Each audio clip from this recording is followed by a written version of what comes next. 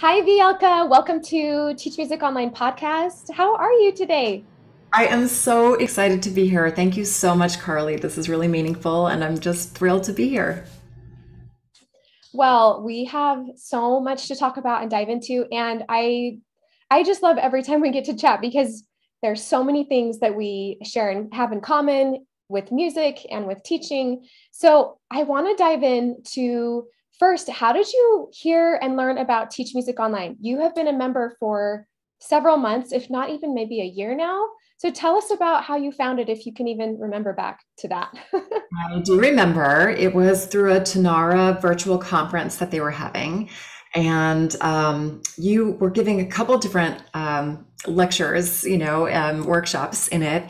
And when I saw you, Carly, I immediately knew that you were top notch, first rate. I absolutely wanted to jump in and be part of the community and learn what you had to offer. Although I had been teaching online for a while, um, I'm one of those people, I just think there's always more to learn. It just doesn't matter. It's just endless for me. It's an endless art. So I wanted to see from your perspective, and you put everything together so beautifully. So that's how I came to know you.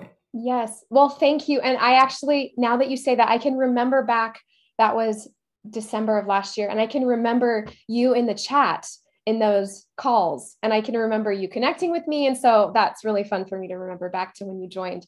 Tell me about this year that you've had inside our Teach Music Online course and community. What are some of the aspects of the program that have helped you? I know you're a lover of ongoing education and learning and community, really. So what are some things that have been beneficial for your business? Well, initially I signed up because, like I said, I wanted to see if there were some other thoughts around online teaching that hadn't occurred to me. And just, even if I can learn one thing, I feel like it's really worth it because you start collecting those over the years and they add up. And so there was that, the obvious. And then there was sort of the meta of it, which is that I knew I wanted to develop my own online course. And it just was really obvious to me that you were so polished, that it was so beautifully done. And so I want to study you and teach music model for what I hope to create, because it really it was so elegantly done. It seems so simple and modern. And I know from my work history how much work it takes to make something look simple and clean and clear. So, so there was that. And then in terms of going through the coursework, different things that maybe seem obvious to others that, for example, that I should upgrade my camera. My computer has a camera. I could just use that. And then once, of course, I did upgrade and just followed directions, I was like, oh my goodness, I feel like I'm really, a whole new screen here. And it's so much easier for, my students and whoever I'm speaking with, families that I meet, to be able to see me. And I'm always wishing now, like, oh, you should upgrade yours too. Because assumed wrongly that the computer webcams were, high quality. And of course, everything changes so quickly. So from very simple, practical things like that to, just seeing how you organize, what, systems you use in place. And I think the real unexpected benefit that I didn't anticipate was the membership itself. In other words, I went into it thinking this is going to be an online course. I'm going to do my work, check my boxes, learn a lot. I didn't really think about the fact that there are all these other teachers in there who are really committed individuals, really, really reflective on their practice. And I think that was just really the hidden joy that came out of it, was that I realized there's a community that really gathers frequently, that the topics are extremely relevant and current. Everyone has this sort of unspoken code of ethics, and that they speak in a very, conscientious way and really helpful way. And I've just met some other really lovely members in the community. So I can't recommend it enough. I think it's a great community of people and just ongoing education for any music teacher, and especially if you are transferring online. Oh, thank you so much. So many things you've said are like, that is what I wanted it to become. I wanted it to, yes, look professional and be this place that was easy to understand and simple and concise. But the community has been such an unexpected, amazing gift to all of our members because, as you said, everybody just contributes and supports each other. And I think the really cool feature where teachers can message one another and collaborate and connect is amazing because I am outside of that. Like, that's a benefit that I really have nothing to do with. That's just this magical thing that happens when you get professionals together in this place. I'm so glad that you found that a benefit as well. Yeah, I absolutely love it. It feels like its own private Facebook world without the noise of Facebook. Yeah. So it's just this really quiet, focused place. And I've met with other teachers individually, Zoomed with them outside of the work that goes on within it. So it's been a very special community. And for teachers listening or watching this, you should know that Vielka is a voice teacher. That's your primary instrument is voice.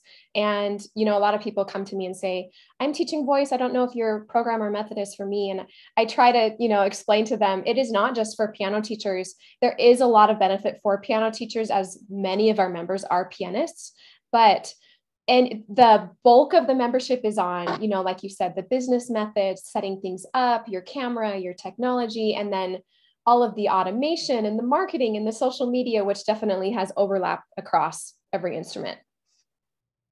Yeah, absolutely. Okay. Oh, sorry, go ahead. just to add on, absolutely. Yeah. I think for any instrument, it doesn't matter what your instrument is. If you're interested in teaching music online and just being in conversations that are pushing you to reflect on your practice, it's a great space to be in. I want to hear about where you got your passion for singing. You have had a life of performing, singing, studying, lots of studying at different schools. And I just thought, wow, Vielka has such a passion for this art. So tell us about your upbringing and what brought you into the world of performing and singing. Oh, thank you for the question. It's one of those things where I can't remember life without music in it. And I think I owe that mostly to my mom. My mom sings, and she wanted to sing professionally, and she dabbled a bit and then became a mom and really made that her focus, which is what she wanted. And that meant for me that I was very lucky. I had my mom sing lullabies to me before I went to bed at night. And yeah, I had my growing up years where my parents were divorced and my stepdad was a composer. So it also meant that I would hear him composing at night every night. And the house was just always filled with music. And it was Paul Anka and Barbara Streisand and Karen Carpenter and Julie Andrews, all these singers that my mom loved and had, playing. And so that's what I really grew up with. And yeah, I have a video footage that my dad shared with me many years later. I must have been around 3 with like a microphone and like singing. And I was like, oh my gosh, I have no memory of that. But yeah, and I wouldn't say that I was a performer either. I was a very sensitive, shy child. And I never felt like I fit in. So I grew up in California. LA, really cool, like beach surfer town, which I'm not, but it was a beautiful place to grow up. And yeah, and I think the other part is that I went to Catholic school and music was a big part of church and church life. And that was a big part of my life, my first, I don't know, probably 10 years of school. And really it was in 5th grade where they started a choir. And Debbie Rail, the Rails, was really the first, I think, teacher that really spoke to me in that way and gave me the opportunity to make friends, have a social life that revolved around music. and I had my first solo. And Carly, I mean, that first solo, I don't know if you remember your first moment, but for me, it was, I guess I must have been in fifth grade, and I was on stage, and, the lights are on, and it was, maybe two phrases, right? But the microphone was so live, and you can like feel the pull of your voice going into the microphone. And so here it was, and there was, I don't know, probably 100 people or something in the audience. So it was quite a big performance for your first thing. And I sang, and it was in the context of also, church music too. So I sang, and I just felt like this silence fall over the audience. And, everything else is kind of blinded by the light, so you don't see anybody, which is kind of nice. But it was just a special kind of silent moment in a way. And I just felt like there was a connection within myself, with the audience, with something greater than me. And that was one of those magical moments that I thought, oh my gosh, whatever this is incredible. And to be able to express yourself in this way, yeah, so that was my own, I think, really first moment where it was a powerful moment, and it was an aha moment. Other people reacted, and I sort of found my place in a little bit of a new identity of like, oh, this is maybe something that's kind of special that I can do. Even though I 1000% believe everyone can do this. If you can speak, you can sing, everyone can. But unfortunately, it does tend to play out in a lot of ways at a young age where you're kind of cast into, well, you can do this or you can't. So for me, it meant that I felt like I could, and I just did it, got into musicals and shows, and much more from there. Oh, thank you for sharing that story. As you were talking, I was thinking of all the other teachers listening, and how I think all of us have had moments like that where we went, wow, this is a gift that I think I might have, or this is something I really enjoy. Like you said, maybe it wasn't a gift to begin with, but it was something people saw a lot of excitement around. And you said something that I want to talk about for a second. You just said, if you can talk, you can sing. And I've seen that on your website. I've seen it kind of plastered on your brand. Tell me about, well, my thought was, do you have to kind of convince people of that sometimes? Is that a part of your marketing? Because maybe you have a student who might not agree with that, or a parent of a student who goes, yeah, they want lessons, but I don't know if they're cut out for this. Yeah, absolutely. So, voice is so interesting, and maybe this applies to other instruments as well, but I find with voice especially, there are still, the segment of people who really believe like either you're born with it or you're not.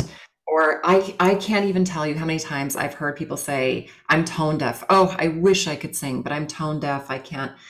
And really, it was through my journey of becoming a music educator, and really my studies with Kodai, especially, where I was really learning a sequential way to really teach music and music literacy, but applying it to voice and centered around voice. And my work with little ones, up, that I heard and saw firsthand. You know what? This little child was completely out of tune, and then they learned to sing in tune. And I have my whole theories of why that is, and how long it takes to fix, and what you have to do to achieve it. But it's a learned skill. I always think of it as compared to math, because people have strong reactions around math. Either you feel like you can do math, or you're not good at math. It's kind of a similar thing as singing, I find. So, and I feel like, okay, yes, and everyone learns math, right? Like everyone goes to school and is expected to learn at least a certain level of math. Now, maybe not everyone's going to be the world's greatest mathematician and do, whatever science with it. However, everyone has that capability, and it's a learned skill. And so I put it out there because I have parents who, there's always some part of parents that are like, well, they can't really sing, and they almost kind of whisper or tell me, or, they don't really sound good. And I'm thinking, oh, you know what? There's just so much that people don't know and understand about voice. And that is everywhere, even within voice teachers and singers, because I don't know, some rumors got out early on and they had better PR than,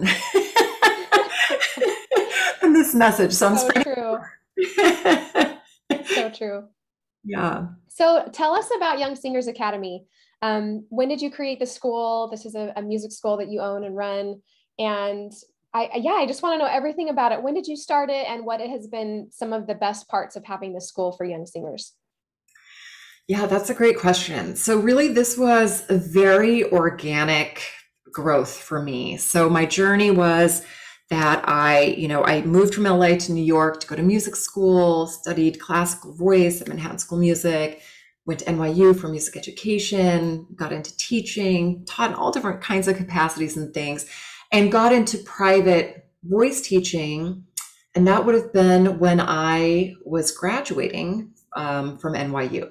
So in about 2000, I my voice teacher said, "Hey, I have a student who's interested, and I don't have time. Would you like to teach the student?" And I thought to myself, "Am I qualified? I don't know how to teach this person."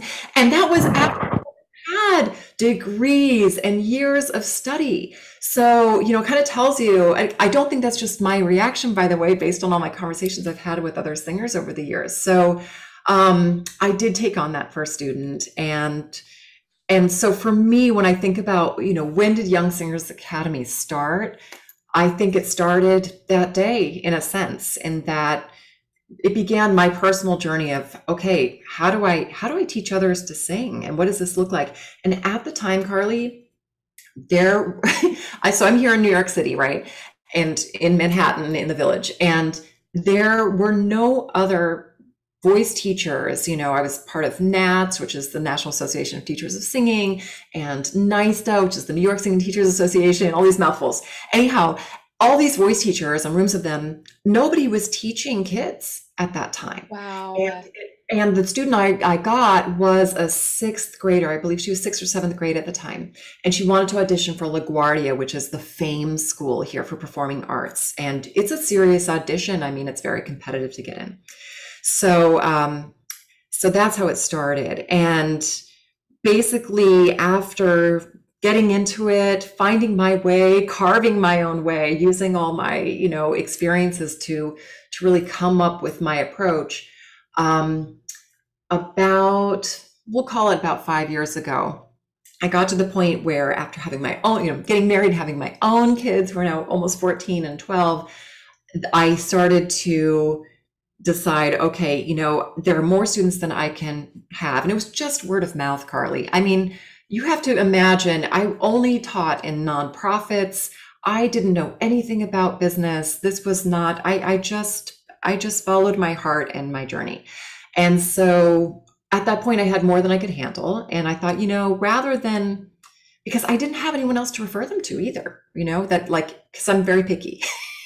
And I want to see someone's practice and know, because I feel like if my name is going on it, I want to make sure it's of a certain quality and standard.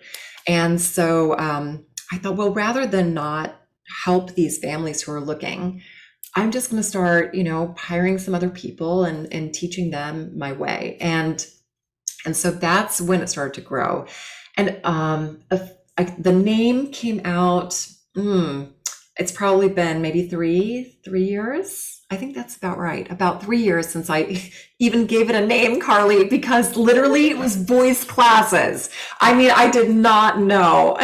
I remember a friend kind of chuckling like, but it didn't matter, because the content and the work speaks for itself, right? But it does matter, Yes. the business. Yes. No. And I want to, I have to say, because you're saying this, like you're saying, every teacher has a journey. And when it came time that you made it professional and gave it a name and built your website, you did those things. Like you stepped up and did those things. I think some teachers put that off much longer, than you had. So congrats on stepping up and creating the Young Singers Academy and building it into what it is. Because how many students are you working with in the school currently?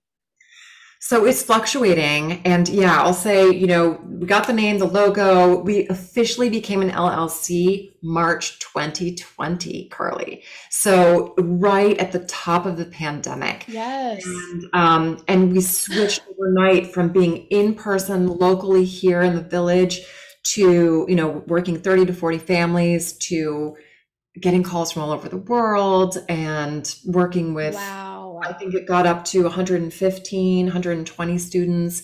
And of course, that's after hundreds of phone calls that I took personally, and, meeting families from all over. So it's interesting because since this is all kind of new in terms of 100% online, we haven't gone back to in person right Oh, you now. haven't. No, I I was have going to ask you what not. if it was hybrid. Oh my gosh, you're all online. I'm all, and that was one of the surprises and questions I get the most because parents are concerned that it's maybe not going to be as effective online or that the quality is going to be different. And I have to say, I think it's just wonderful. I mean, myself and about half my team had taught online lessons before the pandemic, but then with it, and with all the upgrades in technology, right? So from the cameras to the Zoom to all the wonderful platforms that are now available and out there, it's just amazing to be able to reach so many people. And it's super convenient, right? Like you can be at home, you can be anywhere and just have that lesson on either end. I think with voice, I had broken traditions in many ways, Carly. And I know for sure a lot of voice teachers would just sort of look at me. Like there was this Facebook group I'm a part of and really love. And someone had posed the question, how would you teach a lesson as a voice teacher without a piano? Ta-da! And I was like, I've been doing this for about 20 years. I usually do have a piano, but I actually got away from that. And that plays into the online piece in that there's turn taking. You can't play piano while, for somebody and accompany them. And I had actually just taken a break from that line of logic because I really wanted singers to become independent. So yeah, That's so we're still amazing.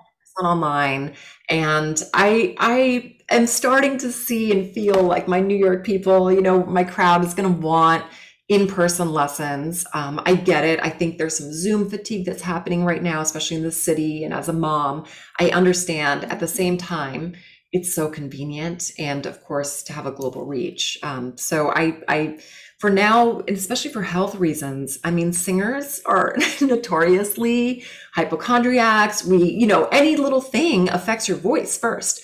So of course, with COVID and the fact that it propels 3 times as fast, like there's no way I wanted to put anybody in what could be a potentially, harmful situation. So that was the main reason. And then that it just worked so well. And yeah, so we'll see. We'll see where I am a year from now. I'm just thinking, gosh, you have so many options. You could, have a hybrid where you have some teachers that teach in person, but maybe you stay online. You can build it out so that you have admin helping onboard students globally. I mean, there's so much opportunity when you finally made that shift to teaching online, which thankfully, in a weird way, COVID has taught us to do online lessons so that teachers have this as an option. Because like you said, your growth beyond your region I don't think probably would have happened. Maybe you wouldn't have explored that if COVID hadn't played a role in that. And I think the biggest shift is that other people became comfortable with the idea of online teaching. And of course, Yes. strong reactions with that on both sides. But I think for me, I mean, I actually am always comparing voice to exercise and being an athlete because that's what we really are. We're vocal athletes and we train, right? We train as athletes. And I don't know about you and if you've ever done like, some video, like exercise videos, but I mean, everyone has exercise videos because they work so well. And of course, it's a different experience that you're not feeling the energy in the room. Somebody's not coming over and actually touching me. But I'm also a hands-off teacher when it comes to voice teacher. That's another area where like years ago, I'm like, I am not touching anyone. I just, yeah. So it online has actually provided some of the boundaries that I already like to instill and just reinforced them. Okay, you've mentioned so many methods kind of here and there that you're teaching that you believe in, and that has fueled, I know, your desire to create a method for other music teachers, other voice teachers. And it's the Vielka method, is that right? Yes, which thanks to the Teach Music online community, they voted that that sounded better than some other things. So, because I I have, remember. like I feel like I'm blushing because it's odd to like name something after myself. However, people felt that it sounded professional, and yeah, it definitely makes it distinct, right? So we're all on the same page of what it is we're talking about.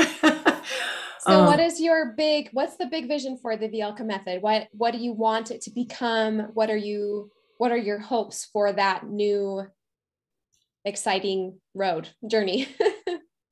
I have big dreams. I'm just so excited about it. And really, again, it just came out all very organically from my own journey. So, from the moment where I decided that even though, I had my degree from, or multiple degrees, I had to still face the question of waitressing, basically, and decided I will never waitress again. Now, kudos to all of those who feel good about waitressing and can do it. I get it 100%.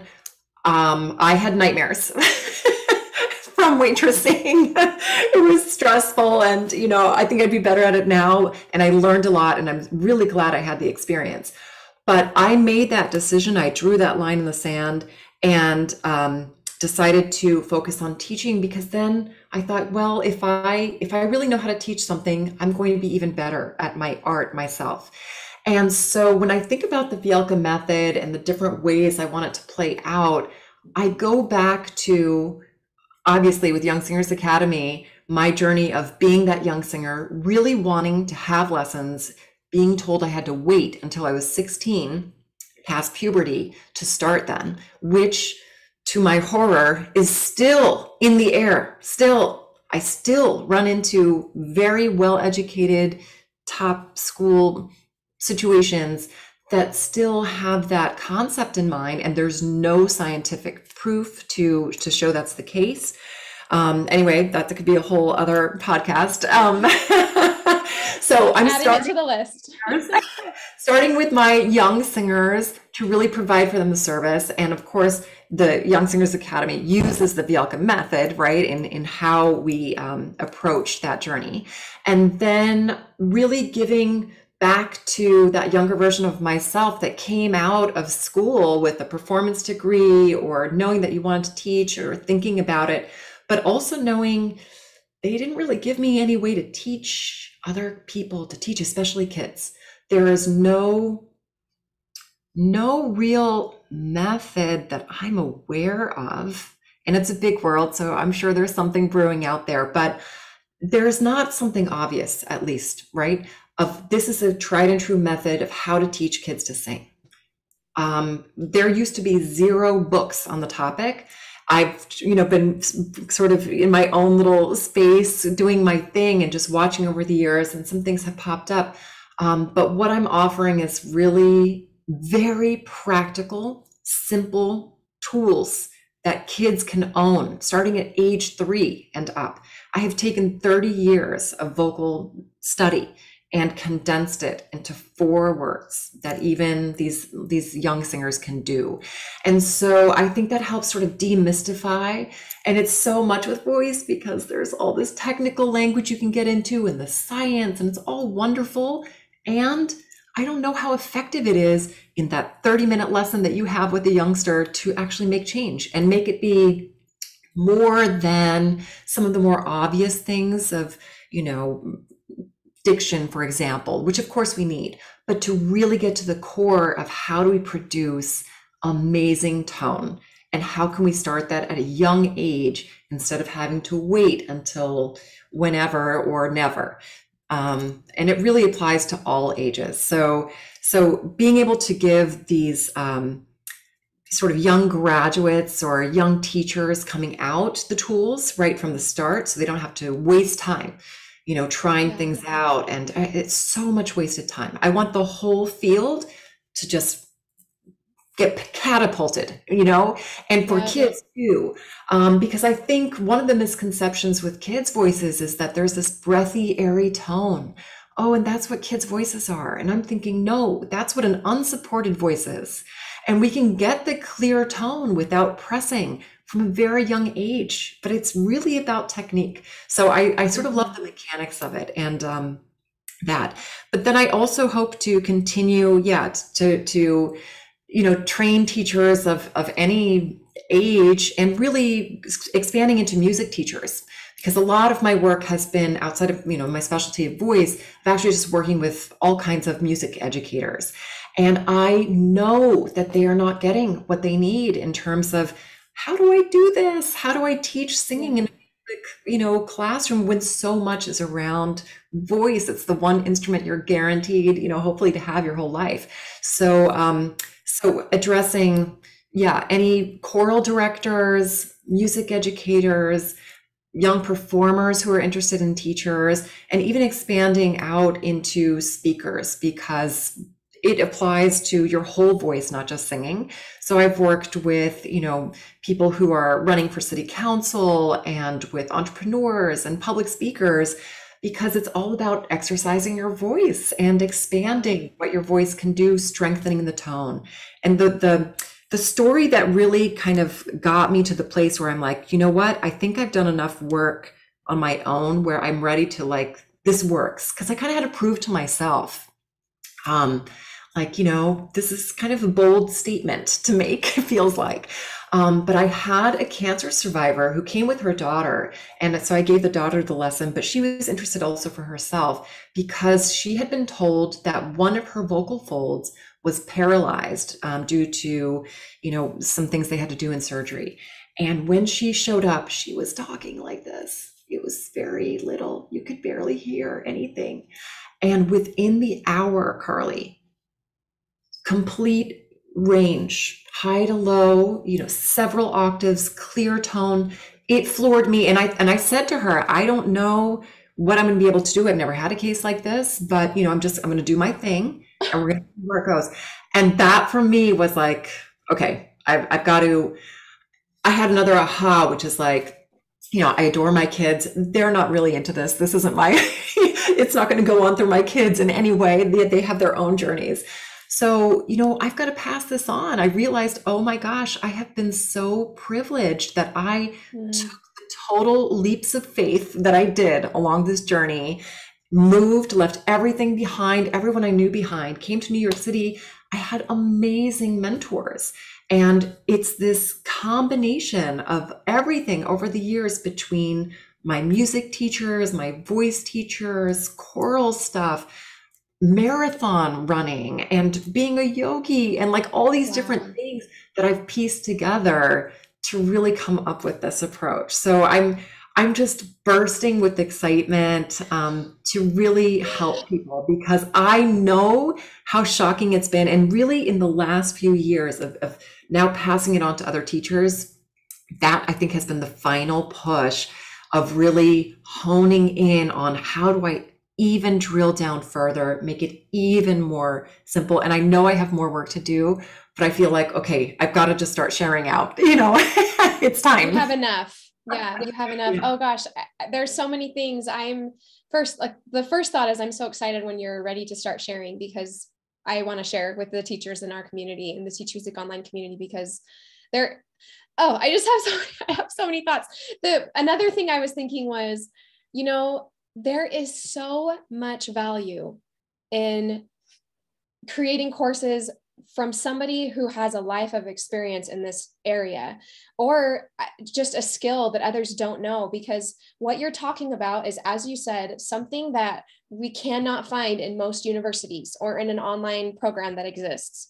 It's not out there. So it was the same thing with Teach Music Online. Teachers go through music degrees, they go through music schools, they teach for 20 or 30 years, and they still don't know how to run a business or how to use technology, because how would they know? Who would have taught them? At some point there comes we hit a wall in our careers where we need mentorship and we need education. And so many people put their hands up and say, oh, I don't want to spend money on something, or I don't want to do that, it's going to cost me time. And I'm going, yes, but what is the outcome when you get the experience or the knowledge or the mentorship that you've been looking for your whole life? Like, the outcome is amazing. It's an amazing catalyst for growth, for more income, for doubling your income, tripling your income, for impacting more students. I mean, the list is endless of what can happen when teachers take that leap and shift their thinking and their career. And so as you're talking, I'm thinking about the teachers who I've had that experience with, and all of the voice teachers that need this in their lives as well. So I'm excited for you.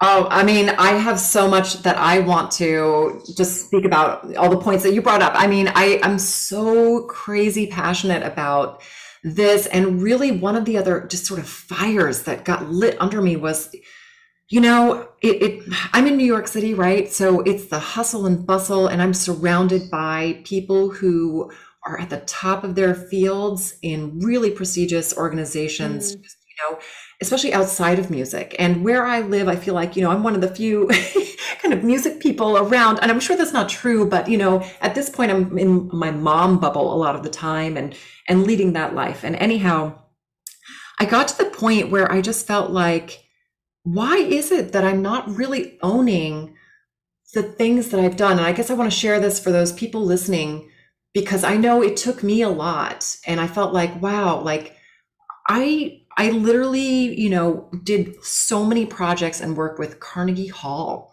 with the Juilliard School, with places that I never anticipated that's where I'd end up. And I learned so much, but I didn't give that the weight that I think it rightly deserves. And I think as a whole, as musicians that really dedicate our lives to this practice and to the benefits that come out of it, because for me, that's my why, right? Like, I love singing and, the art of singing, and I can take someone from anything and make you a singer. That's easy for me. But the thing that really is my why and gets me is that inner journey of helping people become more of who they're meant to be. That inner confidence. I mean, that's it. That's it. It's your voice. And that's how you express everything to the world. So for me, that's my why. And for the artists and the musicians, I am done with the starving artist mentality and model. I'm so sick of it. I'm done. I am done. And I am on a mission, not just for myself and for my own family, my kids, obviously, especially my daughter. I want her to see, especially as a woman, an entrepreneur, but for all my musician colleagues who are right there at my side, who have been there for decades doing the hard work, that we deserve to be compensated in a way that is comparable to anyone else who's at the top of their field. And so I want to create this sort of circle where there's, eventually more of a mentorship piece that comes out of it. There's the teacher training piece. And I see it as a circle. I'm looking over here on my board. Yeah, young singers who then could become, voice teachers and colleagues, public speakers, adults who need healing. And I see it as really a way to change the world. Because when you think about singing, even singing happy birthday, when the whole room stops and sings happy birthday, there's this unifying moment and community that comes together in a way that's different. And there's so many more applications that I could go into, but wow. That's my vision. Oh, I love it. I love it so much. And, as you're talking, I'm thinking, okay, so I'm going to put on my calendar, reach out to Vielka in about 6 months, because there really are a lot of topics in here that we could go so much deeper into that. I know teachers who will listen to this are going, that's what I've been thinking, or it's going to resonate with them. And that's another thing actually, is as music teachers, we're often isolated and we don't have that camaraderie or that community that teachers that we have in the membership, right? That no, you're not the only one that's been frustrated with a student who doesn't show up, or with a parent who thinks they shouldn't pay you as much as you're charging, or all of the things. And that happens when we create community. It happens through the podcast because we can hear teachers like you who are going through it and realizing it and actually making change. So thank you so much for sharing your heart, for sharing your stories, for sharing your ideas with us. I just know that it will resonate with teachers everywhere. Well, thank you so much, Carly, for the opportunity and for providing the amazing platform that you do so that I could meet you and others. And I'm so grateful to have this time with you. So thank you so much.